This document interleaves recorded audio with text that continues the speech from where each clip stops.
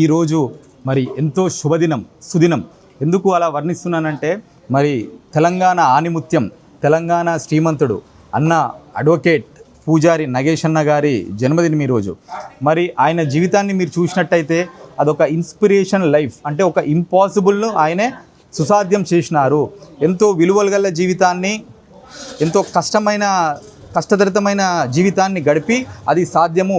మీరు చూసినట్టయితే త్రేతాయుగంలో రాముడు ఒక ఇన్స్పిరేషన్ జీవితాన్ని ఎట్లా గడిపి చూపించిండో అన్న నగేష్ గారు కూడా అదే జీవితాన్ని గడిపిండ్రు. ఎందుకు చెప్తున్నానంటే ఎటువంటి బ్యాక్గ్రౌండ్ లేకుండా మంగపేట దగ్గర ఉన్న ఒక మారుమూల గ్రామంలో, ఒక సామాన్యమైన కుటుంబంలో, ఒక పేదరికమైన కుటుంబంలో జన్మించి మరి హైదరాబాద్ వచ్చి అంచెలంచెలుగా ఎదిగి విదేశాలకు వెళ్ళి అక్కడ ఉద్యోగాలు చేస్తూ అనతి కాలంలోనే రాణించి గొప్పగా ఎదిగి అక్కడ విదేశాల్లో ఉన్న వాళ్ళ జీవితాలను చూసి మరి మన దేశాన్ని కూడా బాగుపరచాలనే ఉద్దేశంతో ఎన్నో పెద్ద పెద్ద పదవులు, విదేశాల్లో ఉన్నత ఉద్యోగాన్ని కూడా వదులుకొని దేశానికి వచ్చి ఇక్కడ లా కోర్సును అభ్యసించి తర్వాత అనతి కాలంలోనే దిశ ఫామ్ అనేది స్థాపించి తెలంగాణలో, ఆంధ్రప్రదేశ్లో ఎన్నో కేసులు వాదించి 1000 మంది అడ్వకేట్లను, జూనియర్లను తీర్చిదిద్ది వారికి కూడా ఉపాధి అవకాశాన్ని కల్పించారు.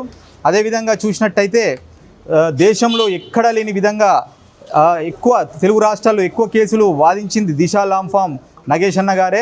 మరి ఈరోజు ప్రపంచ దేశాలు USA, నెక్స్ట్ లండన్ కానివ్వండి, దుబాయ్లో కానివ్వండి 3 దేశాల్లో దిశా ఫామ్ను స్థాపించిన ఏకైక ఘనత కూడా అన్నగారిదే. మరి అదేవిధంగా చూసినట్టయితే ఆయన మానవత్వానికి ప్రతిరూపం, సేవకు కూడా ప్రతిరూపం. ఆయన వికలాంగులకు, వృద్ధులకు, సీనియర్ సిటిజన్లకు, మహిళలకు ఉచితంగా కూడా న్యాయ సలహాలు అందించారు. అడ్వకేసీ అనేది ప్రజలు దాన్ని చూసి బాధపడకూడదు, అది వాళ్లకు ఎంతో సేవ చేసి వాళ్ళ కష్టాలను ఆదుకోవాలని స్వయంగా కూడా తన డబ్బులతో ఒక అడ్వకసీ డెవలప్మెంట్ కోసం సొంత నిధిని కూడా ఆయన ఏర్పాటు చేయడం కూడా జరిగింది. మరి ఇవన్నీ చూసినట్టయితే ఈ కాలంలో ఇంత మానవత్వపు విలువలతోటి బ్రతికిన వారు ఎవరు లేరు. మరి అన్న ఒక మాట అంటాడు, మనము లేని నాడు ప్రజలు మనల్ని గుర్తుపెట్టుకోవాలి, దానికోసం నేను బ్రతుకుతా, ప్రజలకు సేవ చేస్తా అని అంటారు. మరి ప్రజలంతా కూడా ఏం కోరుకుంటున్నారంటే ఆయన అనతి కాలంలో త్వరలోనే చట్టసభల్లో కూడా వెళ్ళి చట్టసభల్లో రాణించి ప్రజాసేవ చేయాలని ఎంతోమంది కోరుకుంటున్నారు.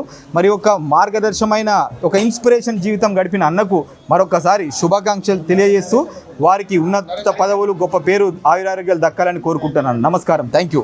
ఈరోజు ఇక్కడ రక్తదానం ఒక 30+ మంది, అంటే 30 మందికి పైగా రక్తదానం చేయడం జరుగుతుంది. అన్న అడ్వకేట్స్, అభిమానులు, ఇష్టం ఉన్న వాళ్ళు, ఇక్కడ బ్యానర్స్ చూసి వచ్చిన వాళ్ళంతా ఒక మంచి కార్యక్రమం కాబట్టి, సేవా కార్యక్రమం. ఇప్పటికే మనం తెలంగాణ రాష్ట్ర వ్యాప్తంగా ఒక 90,000 యూనిట్లు మనం షార్టేజ్లో ఉన్నాం కాబట్టి సాధ్యమైనంత వరకు సంవత్సరానికి ఒక్కసారైనా మనం బ్లడ్ డొనేషన్ చేసేలాగా అందరినీ ఇన్స్పైర్ చేయాలని ఒక గొప్ప కార్యక్రమం అన్న అడగగానే చేపించాడు. కాబట్టి అన్నకు ఒకసారి అభినందనలు తెలియజేస్తూ ప్రతి ఒక్కరూ ఇలాగే అన్నలాగా సామాజిక బాధ్యతతో సమాజంలో మీరు ఉన్నటువంటి స్థాయి, మీ హోదాను బట్టి మీరు సంవత్సరానికి ఒక రక్తదాన శిబిరం మీ బర్త్డే రోజు కనుక ఏర్పాటు చేసి ఒక మంచి కార్యక్రమం చేస్తే మనం ఈ షార్టేజ్ అనేది లేకుండా చేయవచ్చు. ఇక్కడ ఈరోజు చేసినటువంటి క్యాంపుకు మనం నిమ్స్ హాస్పిటల్ వాళ్ళని పిలవడం జరిగింది. నిమ్స్ హాస్పిటల్ బ్లడ్ బ్యాంక్ వారు వచ్చారు. అలాగే బీరప్ప డైరెక్టర్ సార్ గారికి విధంగా ధన్యవాదాలు తెలియజేస్తున్నాను. మెడికల్ స్టాఫ్ అందరికీ ధన్యవాదాలు తెలియజేస్తున్నాను. కాబట్టి ప్రతి పౌరుడు సంవత్సరానికి ఒక్కసారి మీ బర్త్డే రోజున జన్మదిన శుభాకాంక్షలతో ఒక డొనేషన్ చేసి మీ దగ్గరలో ఉన్న బ్లడ్ బ్యాంక్ వెళ్ళి చేసి ఇలాంటి కార్యక్రమాలు చేస్తున్న వారికి సపోర్ట్ చేస్తూ మంచి కార్యక్రమాలకు సపోర్ట్ చేస్తున్న మీడియా మిత్రులకు, రక్తదాతలందరికీ నేను పేరు ధన్యవాదాలు తెలియజేసుకున్నాను. నేను ఇప్పటివరకు 133 సార్లు blood donation, 86 times blood donation, 47 times SDP ఇవ్వడం జరిగింది. అలా నా వంతుగా నేను ఇప్పటివరకు 470 పైగా క్యాంపులు చేయడం జరిగింది.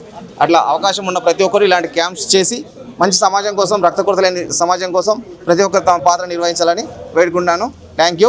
ప్రతి ఇంట్లో ఒక రక్తదాతను తయారు చేయాలనే ఉద్దేశం కోసం నేను పనిచేయలేదు. అలాగే జీవిస్తూ రక్తదానం, మరణిస్తూ నేత్ర అవయవ దేహదానం చేద్దాం, చనిపోయి కూడా మరికొంతమంది జీవితాల్లో వెలుగులు నింపుదాం అనే కాన్సెప్ట్తో పనిచేయడం జరుగుతుంది. ఈరోజు దీనికి సపోర్ట్ చేసిన నాగేశ్వర అన్న గారికి మరొకసారి జన్మదిన శుభాకాంక్షలు తెలియజేస్తూ అన్నగారు కూడా రక్తదానం చేయడం జరుగుతుంది. కాబట్టి అభినందనలు మీడియా మిత్రులందరికీ. Thank you. ఎందుకంటే మనకు రాష్ట్రంలో ఈ రక్తం దొరకక చాలామంది చనిపోతున్నారు. యాజ్ పర్ ఇప్పుడున్న రిపోర్ట్ ప్రకారం ఏంటంటే ఒక 90,000 యూనిట్లు అవసరం ఉంది. కాబట్టి మన సమాజంలో మన తోటి వ్యక్తిని బతికించుకోవాలనే ఆలోచన మనకు ఉండాలి. కాబట్టి మీరు రక్తదానం చేయడం వల్ల చాలామంది ఏంటంటే ఇప్పటికి కూడా రక్తదానం అంటే చాలామంది భయపడుతుంటారు. ఓకే, రక్తం ఇస్తే అయిపోద్దని చెప్పేసి, ఆరోగ్యం ఖరాబ్ అవుతుందని చెప్పి చాలామంది భయపడుతుంటారు.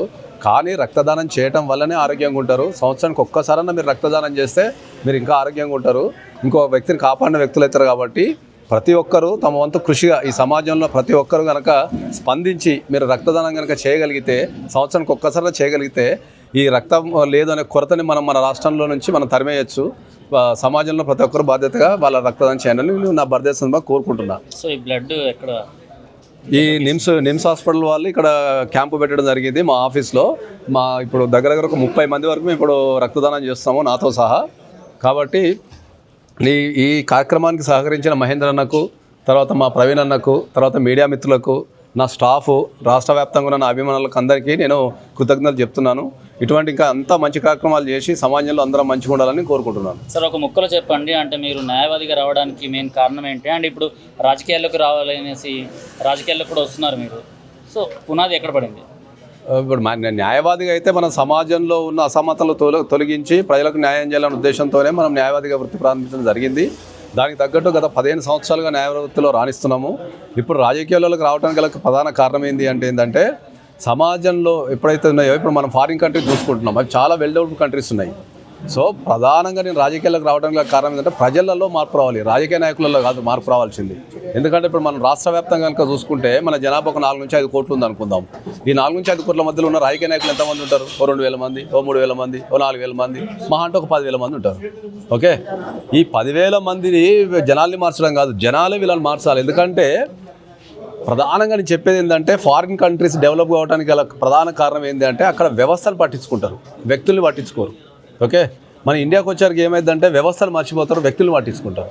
ఓకే, వ్యక్తి అనేది ఒక సింగిల్ వ్యక్తే, వ్యవస్థ అనేది చాలా స్ట్రాంగ్ ఉంటుంది. కాబట్టి వ్యవస్థలో మార్పు రావాలా, ప్రజలలో మార్పు రావాలా, ప్రజలు ప్రశ్నించాలి, జనాల్ని అందరినీ, ప్రతి ఒక్కరిని ప్రశ్నించాలి, వాళ్ళకున్న హక్కులు తెలుసుకోవాలి, వాళ్ళకున్న బాధ్యతలు నిర్వహించాలి. కాబట్టి ప్రజలలో చైతన్యం కలిగించడానికి మాత్రమే నేను రాజకీయాలకు రావాలని అనుకుంటున్నాను.